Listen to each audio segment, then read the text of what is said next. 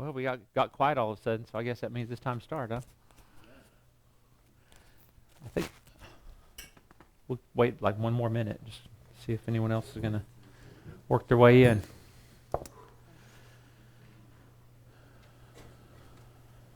So are most people that are here from close around this area, or, of course, I know not everyone is, but everyone else? 3 hours. Okay. All right.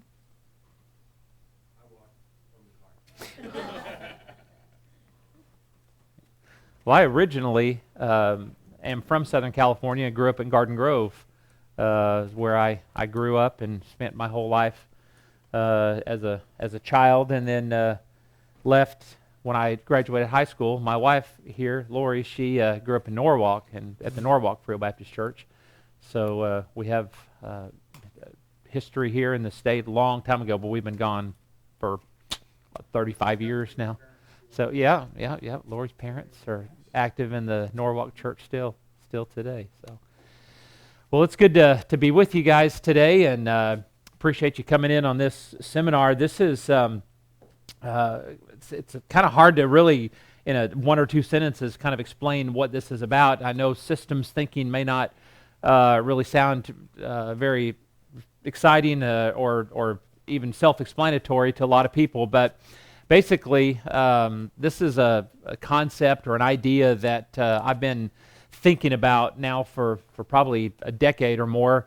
When I was pastoring in Oklahoma, where I spent a large part of my ministry was in Oklahoma, God really began kind of dealing with my heart about just some direction and some things in our church. And I remember sitting down one day and just really trying to think through some issues at church, and they weren't problems. We had a really good church. Things were going well.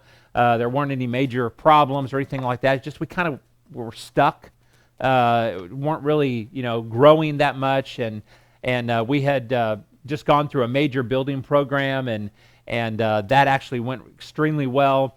We they always say plan over because you're going to spend more than you think, and you're going to be able to raise less money than you think, and all that.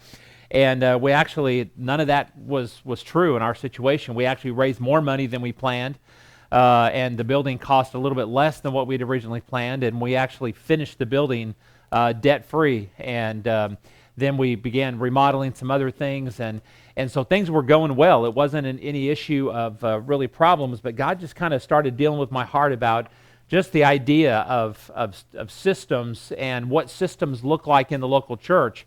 And so there's a lot of kind of back history that I don't have time to kind of go into to really tell you about how I got to this point, but really it came back to that thing of everything seems to be okay. There weren't any major problems. Like I said, there it wasn't that the church was in decline or that people were upset or anything like that. It was just that I felt like we were stuck, and there wasn't really even after the building program, moving into a larger facility and all that sort of thing, we couldn't seem to get momentum going.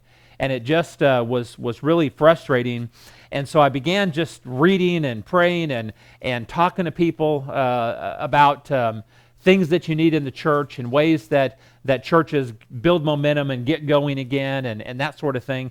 And that's kind of how all of this kind of started in my head. It was really just kind of a thought. And my thought was basically this: there's got to be some kind of list or some kind of a formula that healthy churches have. There's got to be some kind of common denominators, if you will, or some kind of things that churches have that are growing and that are healthy. And so as I began trying to think about this, I started talking to people, and I remember talking to teenagers and young adults and older adults, and just started getting everybody's opinion as I began thinking about what basic things does every church need to have. What are essential things that churches need to be doing or need to have in order to be healthy, in order to be growing? And if you could describe to me the perfect church, what would that look like? And as I began kind of talking to people about this and all of that, this whole idea of systems kept coming up, and I began reading everything that I could find on systems.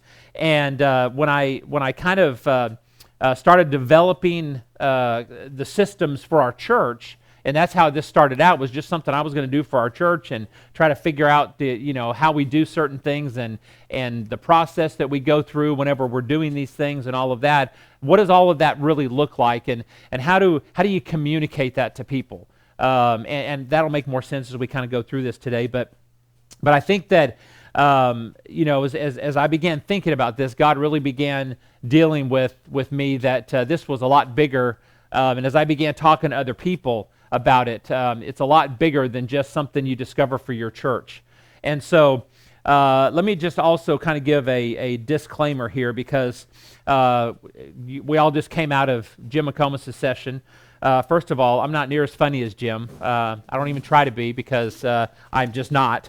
And the other thing is, that's a very motivational sermon kind of thing, and this is not a sermon, okay? So if you're expecting something, real spiritual and all of that, you may want to go back over to Jim's session. This is something that is extremely practical, and it is kind of a how-to seminar. And so there are some basic presuppositions or some basic things that we're working from, okay? So I want you to understand that, because I remember after doing this seminar one time, and it's been some time ago, I was talking with somebody after the seminar about it, and they said, well, that was not really very biblical, or there wasn't a lot of biblical content. I don't remember exactly the comment. He wasn't being critical, but just comparing it to some other things. And I said, that wasn't the purpose of this. It's not, the purpose is, this isn't a sermon. So, there's some basic, we're working from some kind of basic understandings. And the first understanding is that, your church is already doing the spiritual element of what's necessary, okay? And I get that. So please don't think because I skip over it that I don't think spiritual things are important. They are. In fact, let me just say this. If your church is not praying, if you're not praying, and if you're not dealing with, sin, and if you're not, even fasting and doing a lot of the things that you need to do that are the spiritual elements of this, then, the nuts and bolts aren't going to really matter, because the spiritual element is the foundation. So I get that, and I hope that you understand that, but we're not starting there this morning with this, okay? So my point in saying that is that we're assuming that spiritually things are good in your church. Now, if you've got a situation where there's all kinds of spiritual issues, or there's, spiritual problems among leaders or whatever, you need to deal with that before you try to start doing like I said, the nuts and bolts type thing. But anyway, I hope you kind of understand where I'm coming from on this, so that there's not a misunderstanding. But let's talk about the systems in your church. And the best way that I can define a system is that a system is basically a whole lot of moving parts that all come together, okay? In other words, a system in your church it's a set of all of the parts and all of the things that your church has that work together to make an integrated whole, okay? So, for example, if you were standing on a street corner watching a parade go by, you would see a lot of elements of the parade, right? You would see the band coming through, and maybe what do they call the guy the drum major? You see the drum major coming through, leading the band, and then you see the band members, and you see the drum line come through first, and then the wind instruments maybe, and then the brass or whatever, and then you see the flag girls that come after that, and then you see the floats start coming through and all of that, and you're observing all these different things. Now, but that's from a very limited perspective. Now let's say that you are going to see that same parade, but you're on top of a 100-story building. Okay, your vantage point is very different, and you're going to see not only the drum line in the band, but you're going to see the very last float in this mile-long parade. Does that make sense? And so you're going to see things from a different perspective. And my point in this is that when you our normal perspective is from the street corner. And that's how we normally see things in the church.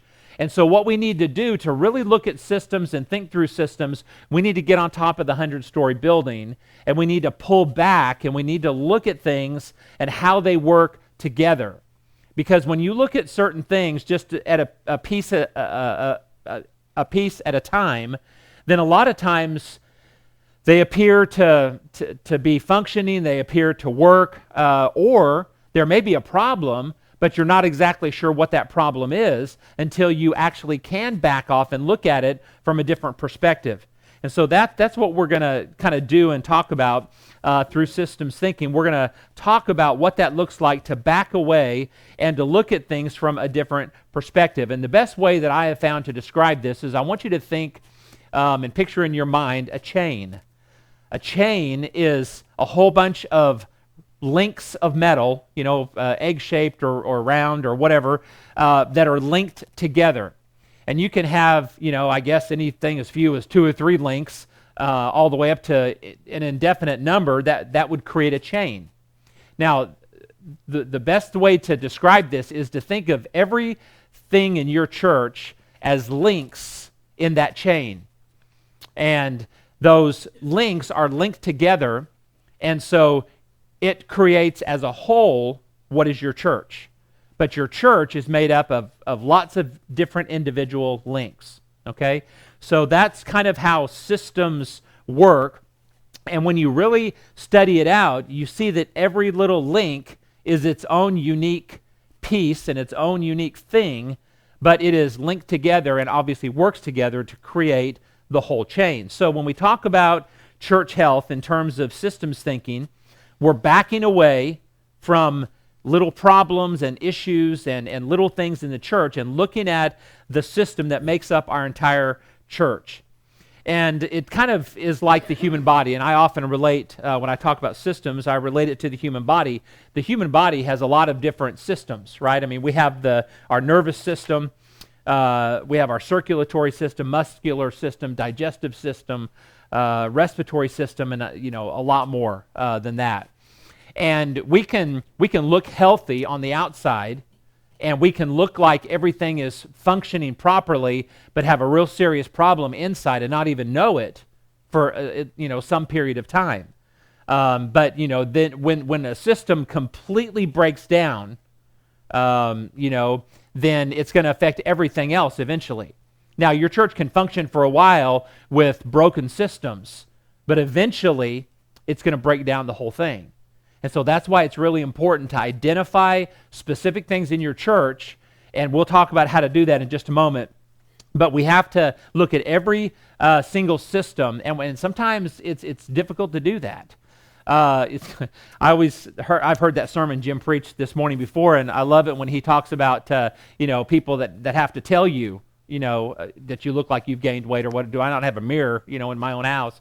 And that's true so many times, and that's true even in our church a lot of times. People just find it as their spiritual gift to point out negative things about this or that or whatever it might be. And we know those things are there, but a lot of times we're not sure how to fix it. We're not sure what to do. We're not sure how it even relates a lot of times. And there are people that I know and churches that I know of and stuff that seem to be moving along okay and things are going well and all of that, and then all of a sudden it just seems like in a very short period of time it goes from functioning normally and properly and what looks like healthy to having some kind of a major breakdown in their church. And if you really think through it and look back, a lot of times it may have had the appearance of health, but there were still problems. And we have to be willing to take a really critical look at our church, and that is not easy. And Jim has developed this, the track that he's doing now is part of the first step of church revitalization is assessment. And it's really looking at your church, and that's what systems thinking does, is it helps us look at our church from kind of a critical viewpoint. Because when we go to our church, we go because we like our church. It may not be perfect, and we recognize that, and we know that, but it's our church. We like it. We like things to be comfortable. We like things to be the way that we want it to be. But a lot of times, the way we like it to be and the way that, it is a lot of times isn't the best way to reach people in our community. And if we get so comfortable in our church that we're just satisfied with us four and no more kind of thing, then we're never going to be able to reach our community with the gospel. We're never going to be able to make a difference in the community. And so we have to take a critical look. And I'm not going to get into the specifics of the assessment part of that. Jim does that, and he can get you information about how to do that and all of that. And if you're interested in going through the health assessment that he has, but what I want to do is I want to just through this seminar, we're going to talk about essential systems, and what I mean by that is that through this process that I've gone through and through this time of trying to really think about what all of this really looks like in the church, I've developed a list of what I call 8 essential elements in the church. And these are essential systems that I think that every church has to have in order to really be healthy. It's kind of like the pieces of the puzzle, or the links in the chain, or the floats in the parade, okay? And this 8, I think, is a pretty comprehensive list. And these are not ministries. These are not specific, duties or whatever. And you'll see this as we go through this. But these are the kind of the big picture systems that you have to have. Now, what really this is this is a starting place for a lot of hard work. I'm just going to be honest with you, because when I hope that you'll jot down these 8 things and then think about them. And if your church has these things, and your church will already have some of them, but some of them they may not.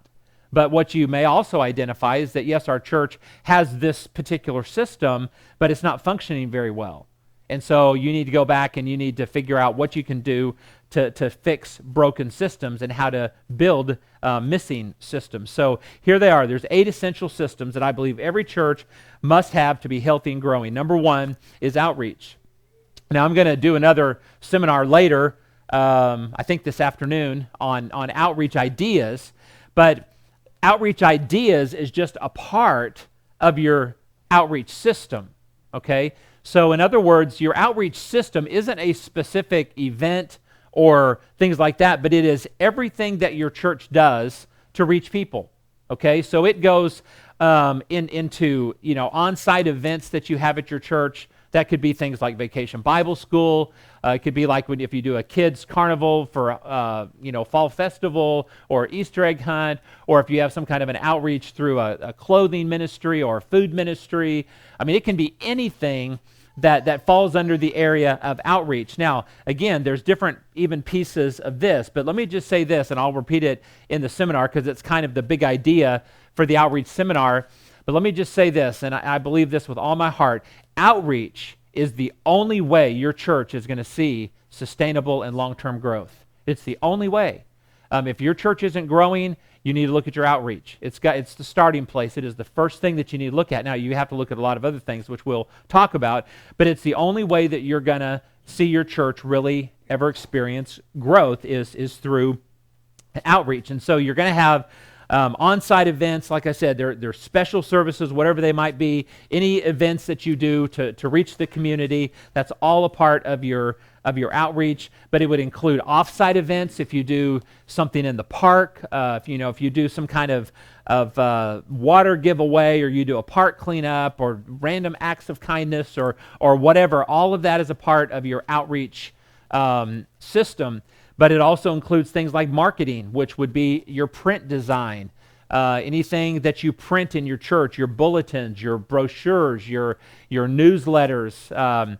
If you do invitation cards or mailings, even signage, anything like that is a part of your marketing strategy. Your logo, how you brand your church to the community. And I know a lot of times when you hear things like that, you think, well, this sounds awful business-like. Well, I told you, this isn't the spiritual side of this. This is the practical side of this. And you need to brand your church. You need to brand it so that your community knows who you are. Because you would not believe the number of times I've had guys come to me and say, well, I heard you talking about outreach and said, you need to do like saturation campaigns. Go put, 1,000 flyers on doors. And I am an advocate of that. And we did that a lot when I was pastoring. We canvassed areas all the time. And we still help churches do that through home missions now and Masters Men. And we do Operation Saturation. And I've had so many guys come to me and say, you know what? We put all that money and effort and time into all those flyers. We didn't get a single person visit our church from that. Well, I didn't really expect to have anybody visit our church from that. I mean, how many flyers have you gotten on your door? We get them all the time, but does it mean that's not worthwhile? No, because you're touching the community. And so when you put that flyer on the door, you may not get a single person to come to your church through that one thing, but what they are going to do is when they take it off their doorknob and walk into the trash to throw it away, hopefully they notice your logo or they notice something that they can connect to. They throw it away, may not mean a thing to them. Now, hopefully, they are going to look at it. It is going to mean something, but I'm just being real honest. A lot of times they're going to come off the doorknob and go in the trash. But then the next week, you've got your tent set up at the farmer's market, giving away, water or whatever, and they see your church name again, and they go, oh, you know what? That was that flyer I had on my door. And so then, 2 weeks later, you have a big, thing in the newspaper, or you have some, big event going on somewhere or whatever, and they say, oh, you know what? That's that same church. And people start to recognize your logo. They start to recognize your church name. They start to realize, you know what? This church is different. They're in the community. They really care about this community. They're investing. They're involved. And then, Aunt Esther passes away, and they say, you know what? We really don't have a church or any place, but I remember that one church. Let's call them and see if they might, be willing to help us with the funeral or the wedding or when they have a crisis in their family and they decide to go to church, or it's Easter or something, and they decide, I'm going to go to church. They just might remember your church. So did that flyer on the door really mean anything? Absolutely. But it takes time. It takes a lot of effort. And you have to do, and I'll talk about this in the outreach seminar later, but you have to do multiple touches. It's not just one thing. There's not one event that's going to just, make you arrive as a church. Okay, it's not going to happen. And so your logo, your website, I read just not too long ago that, and I don't remember the exact number, but it was over 80%. It was like 84, 85% of all first-time visitors that are like 40 years old or younger are going to look for your church website before they ever come to your church. And so, if you don't have a website presence, you need to have a website presence. You need social media presence. All of that stuff is so important. It's a part of your branding, of your church, your website, advertising, all of that. But then, again, we're still talking about your outreach system, so it includes all these things, your on-site events, your off-site events, your marketing, all of that. But it also, and some of these overlap, and we'll talk more about this in just a second, but funding. How are you going to fund all this stuff?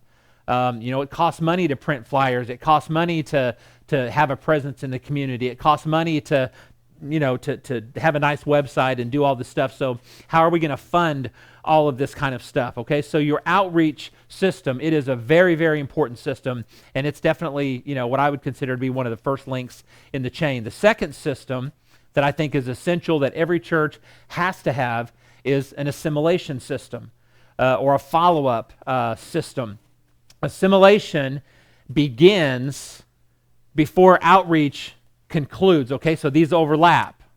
A good example of this is I was working with the church a few years ago in Oklahoma, and they had one time been a church of about 500. They were probably running 50 or 60 when they called me and said, hey, we need some help. Would you come and do some consulting with our church? And I went and began going through some assessment stuff with them. And the way I always did assessment with churches was I would let them self-assess, because I'm an outsider. You don't want me coming in, looking around, going, there's a spot in that tile. You're gonna check off for that. And I don't like the way that looks. I mean, that's not what I do. You can do that a lot better in your own church, but you've got to be honest, and you've got to be transparent, and you've got to take a critical look at things. But once you identify the problems, then that's where I can say, okay, now you've identified what problems you see. Now let's figure out how we can fix them. And so then we would set up certain, goals and how to, achieve certain things by a certain time and all of that. And I was working with this church, and they said one of our major problems is outreach. We're just not doing anything to reach people. We're just kind of going through the motions every week, and the same few people are showing up. We're not winning any new people, and we used to win a lot of people. And I said, okay, so how do you fix it? What can we do? And so they began, working on some things. And of course, I'm just there for a few hours, and then I'm gone again. And so they're left to do the hard work. And so on a follow-up visit, I came back, and they were so excited. And they were like, we have got this huge outreach event planned. It was like a couple of months later, and said, we're going to do this and this, and we're going to have all this stuff. And they were talking about all this stuff they're going to do in this huge outreach event. And I was like, man, that's exciting. But let me ask you a question. What would you do if 100 people showed up at your outreach event? You go, man, that would be awesome. That would be so exciting. And I said, how are you going to follow up on 100 people? Like, ooh, we didn't think about that. So, well, you better think about it. Okay, that's why you need an assimilation system, because your assimilation system tells you exactly what to do from day one, or before day one, actually, which includes every element of moving a very first-time guest that you have at your church, how to move them to a regular attender. So it's going to include the nuts and bolts things like, okay, in our welcome packet, this is what our connection card needs to look like, or our visitor card, or whatever you call it. Okay, let me just insert this when about this subject, because this is a question I get a lot from people. We live in a very private kind of society, it seems like, and we're moving more and more away from friendliness and just kind of privacy. We have walls and all that. And I have churches tell me all the time, pastors say, I can't get visitors cards turned in. They just won't turn them back in. And so what, how do you get people to turn visitors cards back in? Well, there's a couple ideas. The first thing is just look at the information that you asked for in your card. Would you be comfortable giving a stranger all that information that you asked them for? Most visitors cards I look at are name, address, city, state, zip, phone number, email address, kids' names, kids' ages, how'd you hear about our church, what's your social security number, credit card information. I mean, they're ridiculous. If you think about it, I wouldn't give all that information to a stranger. And nobody feels comfortable. So let me just tell you this. If you can get their name, their cell phone number, and their email address, that's a huge win for you. Okay? And most people are comfortable giving you their name, their cell phone number, and their email address. So if you do need that other information later, but you don't need it on a first-time guest. You're not going to do anything with that information anyway, so why ask for it? So my first thing that I tell people is redesign your card, make it a lot more simple, ask for a lot less information. And then the second thing that seems to work a lot of times is, come up with some kind of a gimmick to get the card back. You can give them a little 16-ounce plastic tumbler that costs you 50 cents to order with your church name and information on it. Hey, you turn in your visitor's card, we'll give you a free gift or whatever.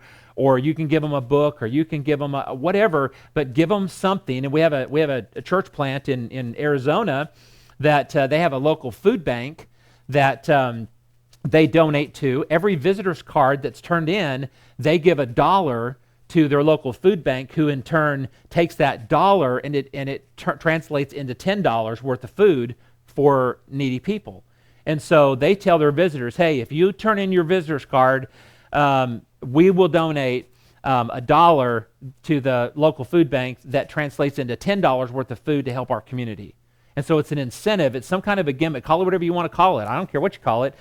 Told you again, this went all spiritual, but do whatever you have to do to get the cards back, because you can't follow up on people if you don't know their names.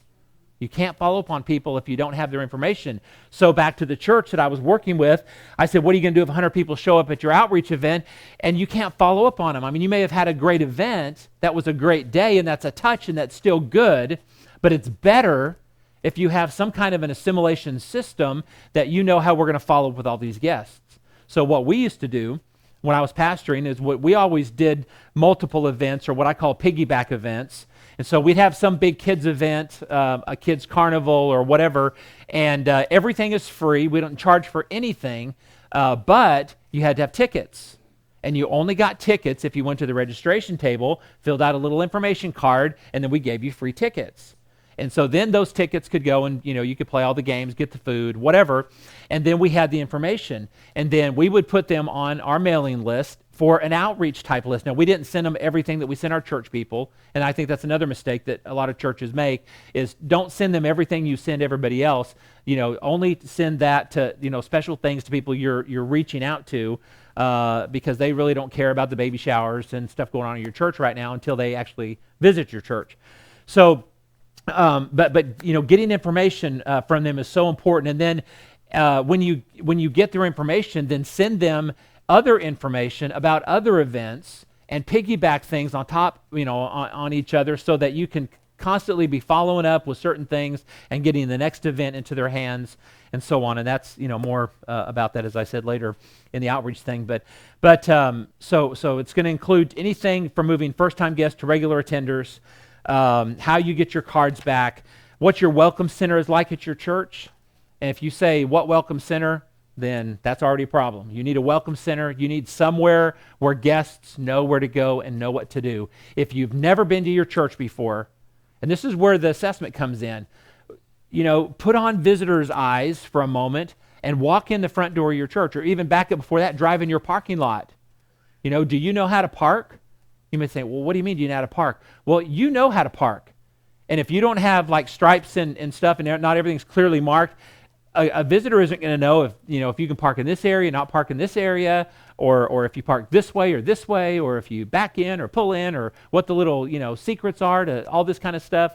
And then when you walk in your building, one of my biggest things is signage, and so people feel comfortable, because it's a scary thing to walk into a building you've never been in before, and you're looking around thinking, where do I go? What do I do? Now, obviously, some things are, obvious. If a sanctuary is like here, you walk in, you see the auditorium straight ahead, that's obvious.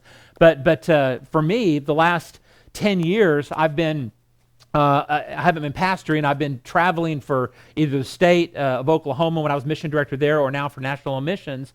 And I traveled to a lot of different churches, and I spent a lot of time on the road and all that, and I'm over 50. And so a lot of times the first thing that I care about when I get to a church is where the bathroom is.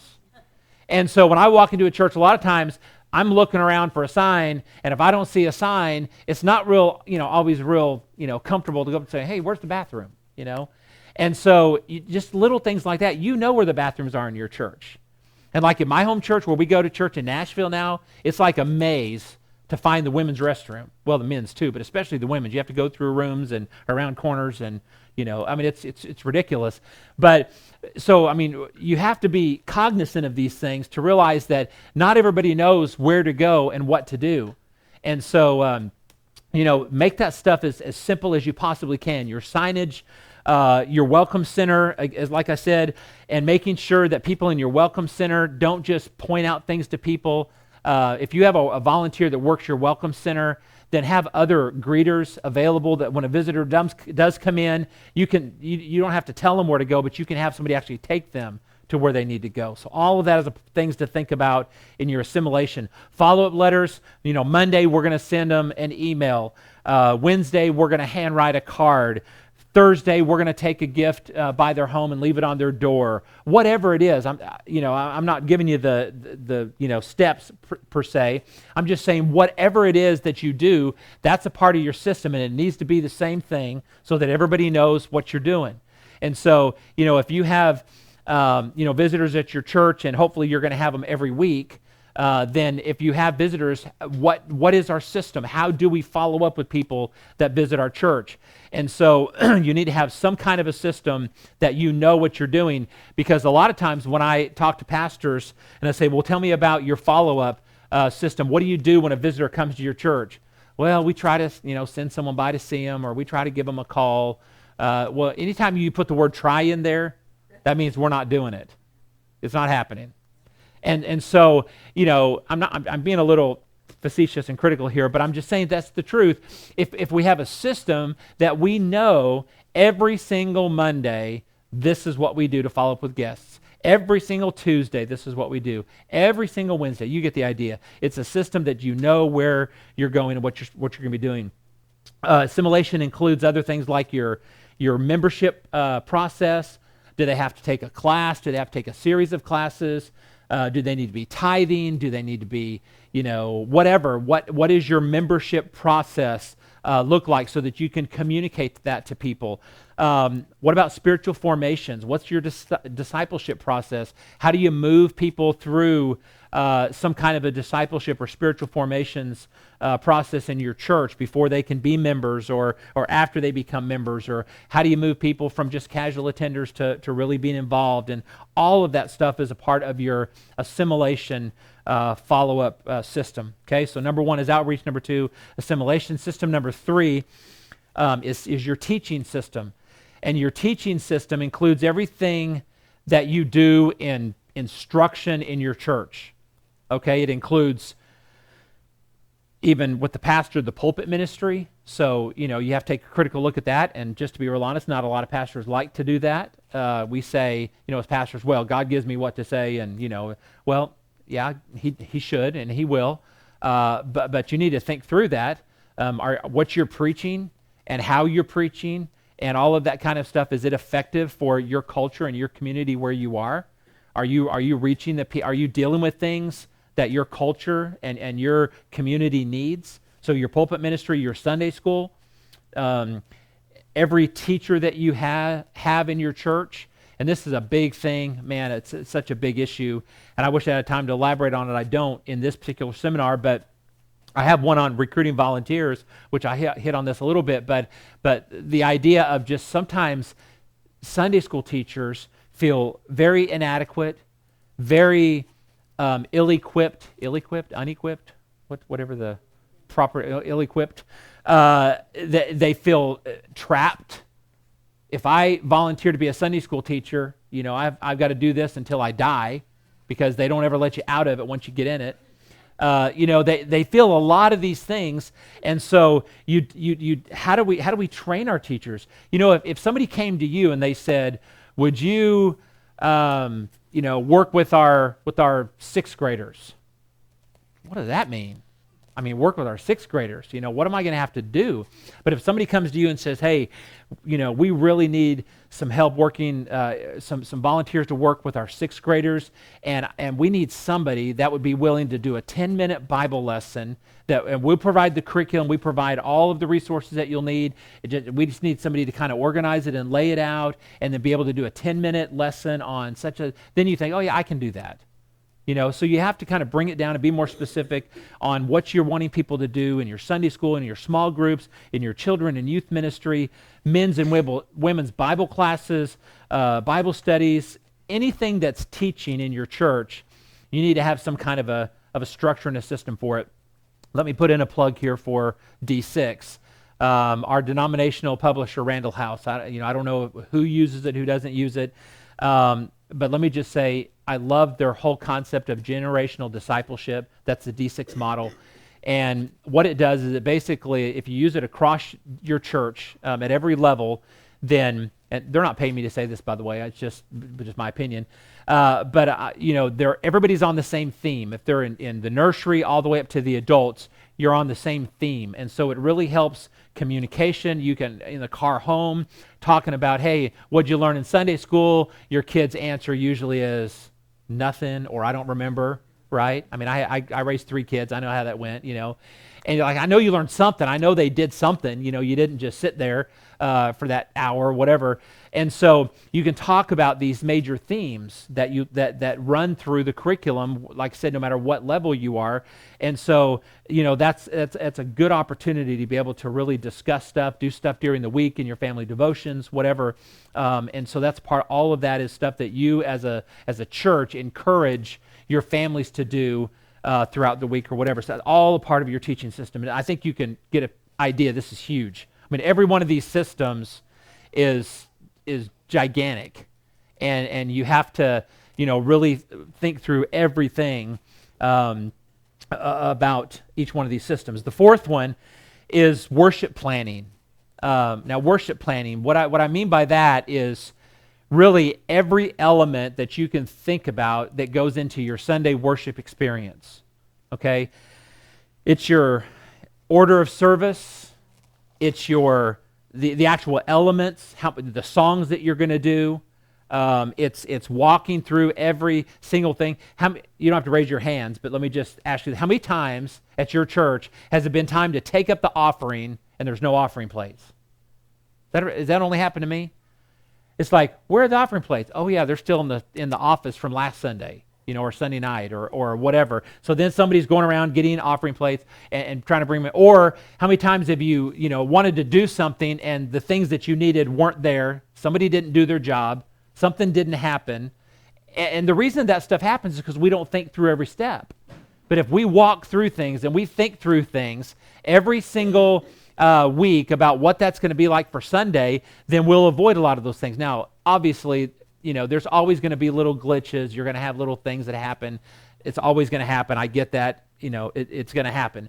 But at least minimize it by thinking through things and just make sure that things are where they need to be, when they need to be there, all that kind of stuff. So you're thinking through your order of service.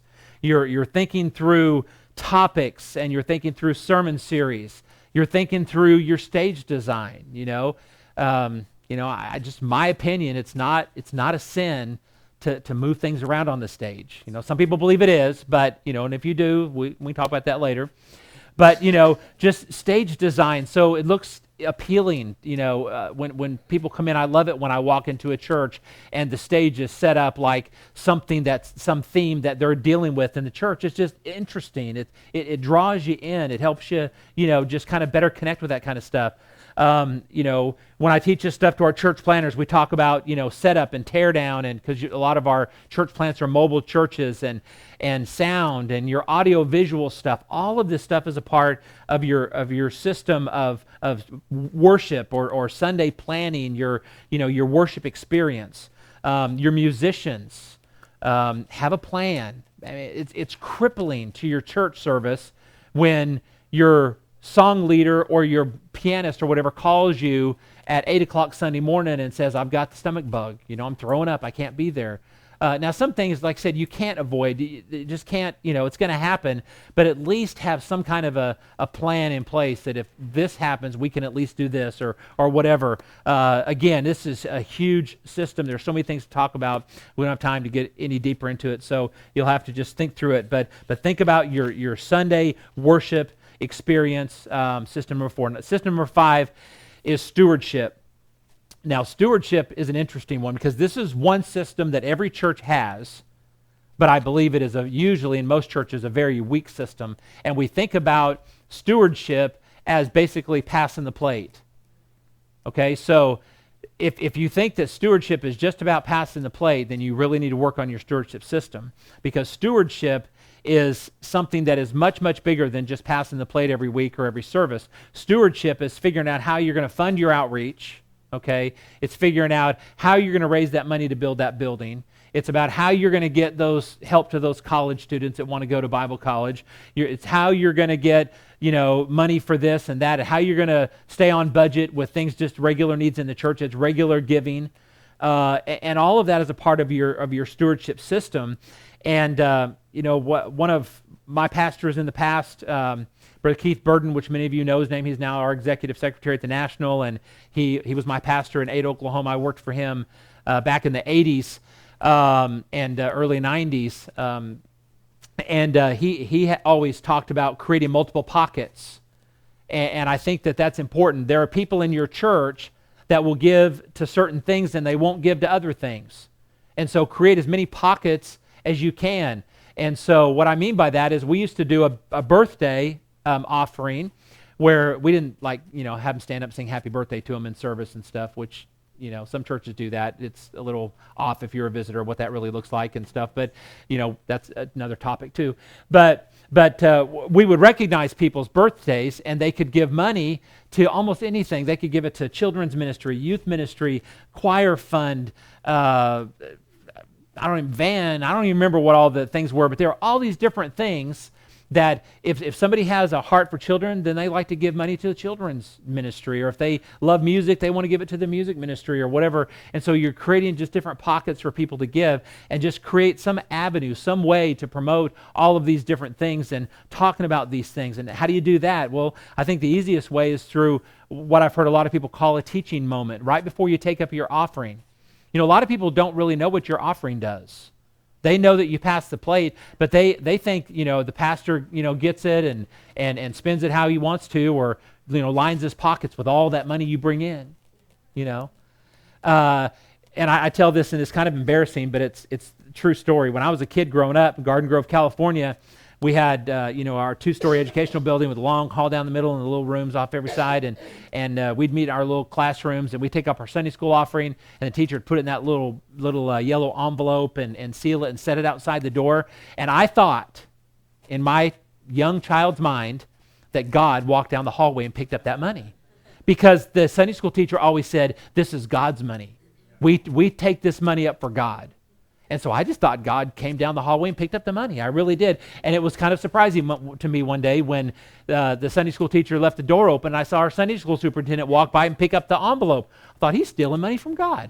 God's going to get that, People don't know where the money goes. And a lot of times, if you'll take just 1 minute before the offering and say, hey, let me just tell you about our offering.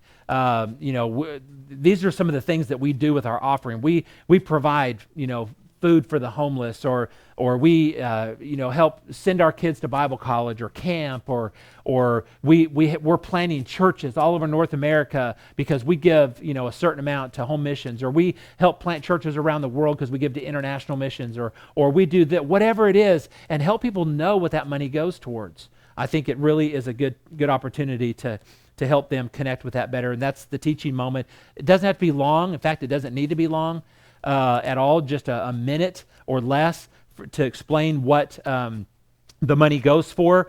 And I think a lot of times too, and different people have different feelings on this, and you just have to figure out how you feel about it. But one of the things that a lot of criticism that comes to the church for guests is that they feel like all that church wants is my money or whatever. And so a lot of churches that I've been in try to put their guests at ease and say, this offering, this is the way that we fund our ministry at our church. And if you're a first-time guest here, we don't expect you to put any money in the offering plate. If you want to contribute, that's completely up to you. But this is for our members. All we'd like to ask from you is for you to put your connection card in the offering or whatever. I mean, you can do all kinds of things like that during a teaching moment, read a scripture, whatever, just to explain some of the stuff of what happens to the money. Another part of stewardship is how you fund special events. If you're going to do some kind of a big outreach event, it costs money. How are you going to fund that? How are you going to do capital stewardship drives? How are you going to, raise money to build a building or buy a van or a bus or do whatever it is that your church needs to do that's above and beyond your regular budget? You've got to figure out a way to pay for all that stuff. Church giving to the denomination. Every church, in my opinion, and I practice this as a pastor and all the way through state and national denominational leadership, you need to be given to the denomination, supporting, home missions and other stuff, and home missions and, other ministries and home missions. And because it's important when we partner together, we can do so much more than what one local church can do on their own. And we can't do what we do at Home Missions by planting churches. We've got about 45, 6, 7, it changes so often it's hard to keep track, but about 45 or so churches being planted right now where every single Sunday about 2,000 people gather in our church plants that wouldn't be going to a church anywhere else probably if it was not for churches being planted that you're a part of when you give anything through monetary gifts or prayer support or whatever, you're helping us plant churches. And so that's all a part of the denominational thing, and supporting our colleges and relief ministries and what Master's Men does through disaster relief and all of that. So giving to the denomination.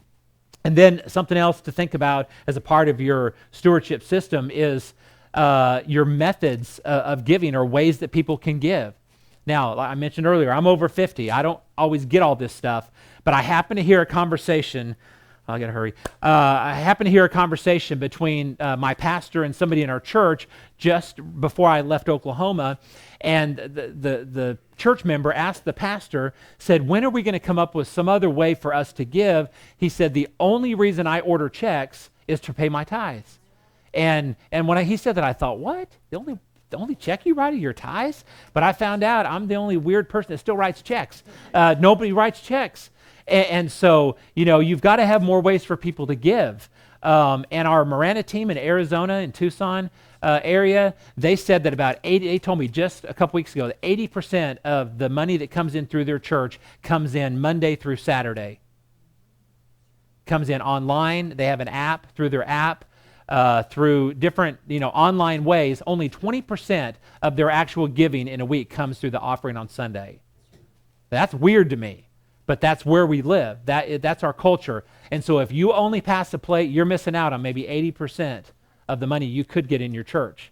So if you don't have ways to give online, or if you don't have a giving kiosk in your foyer, or if you don't have some method of electronic or whatever, a few people are going to go through the steps to set it up at their bank to do the automatic thing and all that kind of stuff.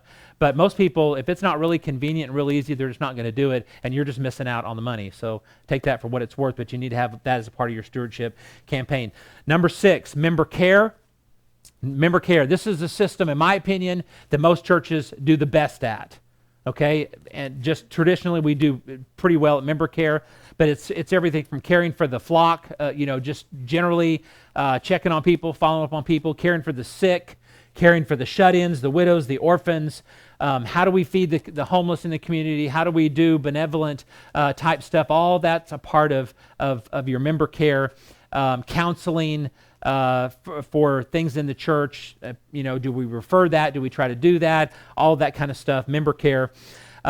System number 7 is leadership.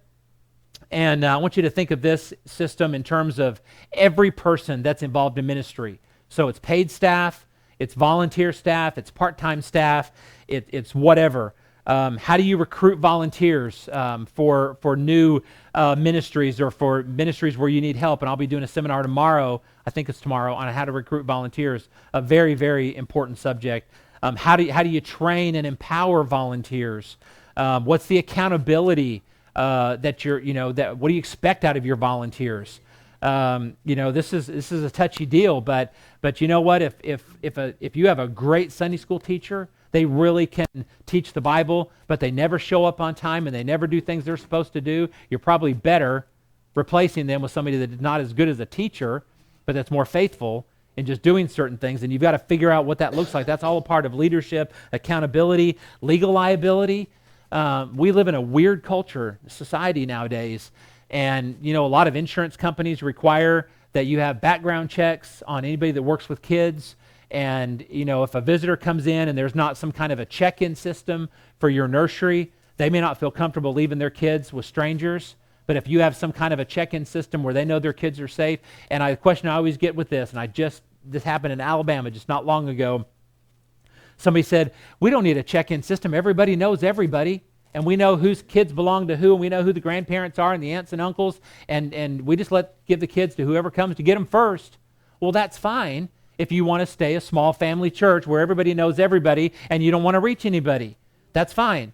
But if you want to reach somebody, then you need to be planning now for what, even if you know every kid, it may seem redundant, it may seem silly to make your children's workers have background checks and a check-in system in your nursery, but the very first time that first visitor shows up, and it makes them feel more comfortable, it's a win. And it's going to be, a process for growth in the future. So all of that kind of stuff is stuff you have to deal with. Ministry descriptions. I'm a paper pusher kind of guy. I like lists and numbers and well, not so much numbers, but lists and checking things off the list and all that kind of stuff. And I think that you ought to have a ministry description for every office in your church. These are the duties of the Sunday school superintendent. These are the duties of the Sunday school teachers. This is the duty of our children's workers. This is the duty of blah, blah, blah. All the way through, have a ministry description. And so people know what to expect, so they know what's expected of them, and they know what they're expected to give, of themselves and whatever they need to do. Anything in the area of leadership. System number 8, last one, is evaluation. And I wish I had time to go into this a little bit more, but we're out of time. But evaluation, because let me just say this. The only way you're going to fix problems in your church is by being honest with yourself. Okay? You can go and you can say, it's pretty good. It's not that bad. You know, it's working okay. And if you tell yourself that, then there's a cancer growing inside of your church, and eventually it's going to kill you if you don't deal with it. And so if you've got to have a way to evaluate things. And what that means is that you as a leader, whether you're the pastor or you lead a ministry or in your church or whatever, you've got to have thick enough skin that someone can tell you the truth. Now, again, there's a fine balance between, I'm not going to do like a church-wide survey and say, please rate my preaching 1 to 5, and please, I'm just saying that when you see certain things, there's got to be a way to evaluate it, and then there's got to be a process to fix it. Now, I'm going to talk about that in my next session on structure, because most churches don't even have a process to change things, or if they do, it's a terrible system. And I know this from many years of experience. I've been Free Will Baptist my whole life, and I've seen it firsthand in visiting several hundred churches over the last 10 years. And so there's got to be a way to fix things. So evaluation and then some kind of a process to fix it. Now, how do you fix or how do you build broken systems?